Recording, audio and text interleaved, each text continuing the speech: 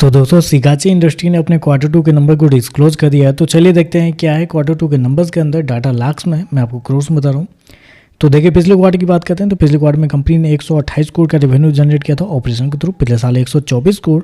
अभी देखें तो कंपनी का रेवेन्यू गिर के 110 करोड़ आपको जाता हुआ देखने को मिला। तो साल दर साल जाते हैं तो साल दर साल कंपनी के रेवेन्यू के अंदर गिरावट आपको देखने को मिल रही है। लगभग बोल सकते हैं आप 12% के आसपास की गिरावट है कंपनी के रेवेन्यू के अंदर साल दर साल। जबकि क्वार्टरली बेस पे जाते हैं तो क्वार्टरली बेस पे और बड़ी गिरावट आपको देखने को मिली। लगभग यहाँ पे 14 से 15% के आसपास की गिरावट है। तो कंपनी का रेवेन्यू देखें तो आपको साल दर साल क्वार्टर गिरते हुए देखने को मिल रहा है। चलिए खर्चे क्या निकलते हैं वो देखते हैं। तो देखिए पिछले क्वार्टर की बात करते हैं तो पिछले क्वार्टर में 112 करोड़ खर्च किए थे पिछले साल 112 करोड़ के आसपास। जबकि अभी देखें तो कंपनी का 110 करोड़ आपको जाता हुआ देखने को मिला। तो खर्चे भी देखें तो खर्चे भी कंपनी के ज़्यादा देखने को मिल रहा है। क्योंकि अगर कंपनी का रेवेन्यू 10 से 12% साल दर साल गिर रहा है तो कंपनी के खर्चे भी कम होने चाहिए थे। लेकिन यहाँ पे देखते हैं तो खर्चे कंपनी के कंट्रोल में देखने को नहीं मिल रहा है। खर्चे एग्जैक्टली उतना ही देखने को मिले जितना कंपनी हर बार करते देखने को मिल रही है। चलिए कंपनी का प्रॉफिट क्या निकलता है वो देखते हैं। तो देखिए पिछले क्वार्टर की बात करते हैं तो पिछले क्वार्टर में कंपनी हैवी लॉस में थी। 100 करोड़ के आसपास के नुकसान में थी कंपनी। पिछले साल 21 करोड़ के आसपास का फायदा था। जबकि अभी देखें तो कंपनी 10 करोड़ के प्रॉफिट में देखने को मिले। तो साल दर साल जाते हैं तो साल दर साल कंपनी का प्रॉफिट आधा होता हुआ देखने को मिला। लगभग 50% के आसपास की गिरावट है कंपनी के प्रॉफिट के अंदर।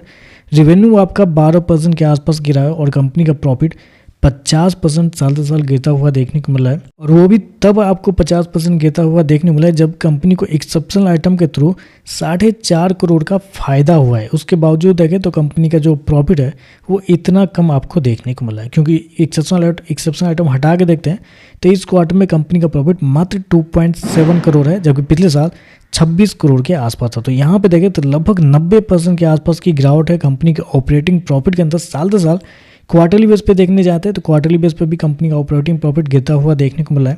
हालांकि पिछले क्वार्टर में एक अच्छा खासा एक्सेप्शनल आइटम में नुकसान हुआ था कंपनी को 121 करोड़ के आसपास, जो शायद कंपनी के किसी एक प्लांट के अंदर कुछ शॉर्ट सर्किट या कुछ हो गया था जिसकी वजह से एक बड़ा एक्सीडेंट हो गया था जिसकी वजह से कंपनी को इतना बड़ा नुकसान हुआ था। लेकिन इस क्वार्टर में तो कंपनी को एक्सेप्शनल आइटम में फ़ायदा हुआ है। उसके बावजूद देखें तो कंपनी का जो प्रॉफिट है बुरी तरीके से आपको गिरता हुआ देखने को मिल रहा है।